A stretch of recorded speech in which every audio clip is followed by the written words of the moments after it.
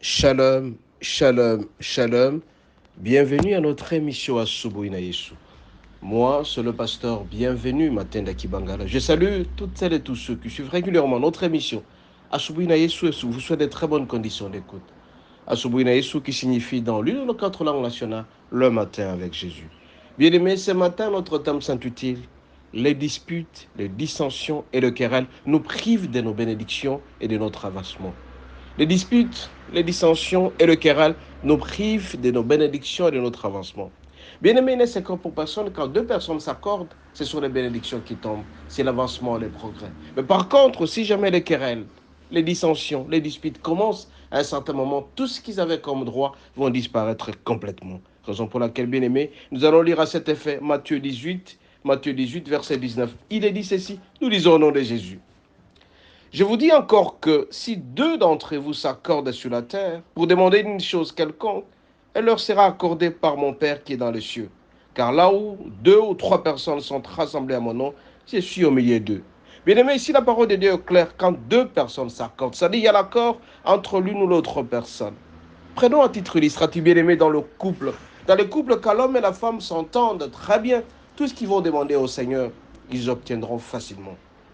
Que ce soit les enfants, que ce soit le travail, tout ce qu'ils vont demander, parce que tout simplement, l'homme écoute la femme et la femme écoute l'homme. À ce moment-là, bien aimé, les bénédictions vont s'en suivre sans problème. Mais par contre, quand ils commencent à se chamailler, à se quereller, vous allez voir, pour l'une ou l'autre personne, c'est le cas de Marie par exemple, si la femme commence à se fâcher, si la femme prononce des faux, de mots qui ne sont pas bons à l'égard de son mari, s'il a le travail peut patauger et ça ne marchera pas normalement. Mais par contre, si la femme aussi met à l'aise son mari, tout ce qu'elle entreprendra comme projet, ça ne réussira pas. Parce que tout simplement, l'homme n'est pas informé. Très souvent, qu'est-ce que nous remarquons?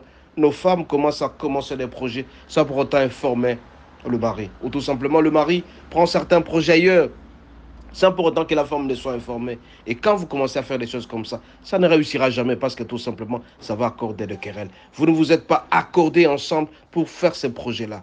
Bien aimé, ce matin, je dis au couple, ne faites jamais quelque chose sans pour autant que votre conjoint ne soit informé.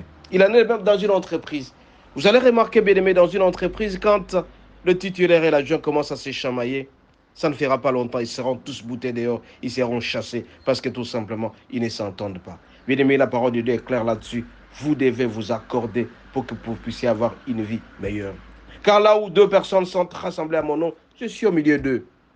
Bien aimé, pour réussir le pari, vous êtes en train de faire en sorte que vous devez vous entendre. Dans le ministère, dans certaines paroisses où les titulaires à l'adjoint ne s'entendent pas, dans certains ministères, prenez un titre illustratif, certaines communautés religieuses, quand vous ne vous attendez pas, soyez sûr et certain que vous allez perdre et vos fidèles et vous allez perdre le Seigneur parce que tout simplement, il n'y aura pas de bénédiction. Bien aimé, il y a des bénédictions qui sont assorties si jamais l'accord est là. Vous devez vous entendre. Dans le couple, les gens doivent s'entendre. Dans les entreprises, les gens doivent s'entendre. Dans l'amitié aussi.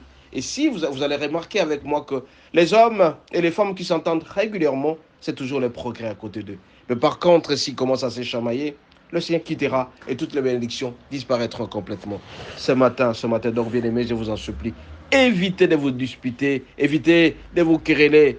Et si vous vous querellez régulièrement, vous allez vous priver de toutes les bénédictions qui seront toujours attachées auprès de vous.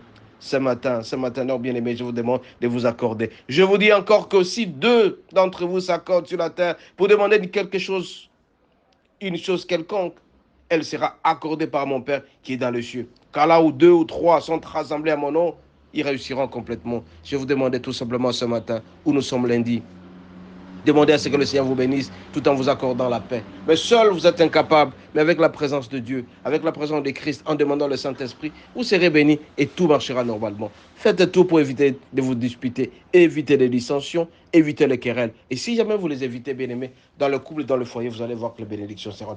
Vous allez remarquer avec moi que quand l'homme et la femme se disputent, ce sont les malades qui tombent malades, ce sont les enfants qui tombent malades et toutes les bénédictions disparaîtront, le travail ne marchera pas et vous serez même pauvre. La pauvreté sera au rendez-vous parce que tout simplement, vous êtes en train de vous quereller, de vous disputer. Évitez de vous quereller, évitez de vous disputer. Si vous vous disputez, vous allez perdre votre travail, vous allez perdre votre emploi, vous allez perdre votre argent. Que le Seigneur vous bénisse et à la prochaine.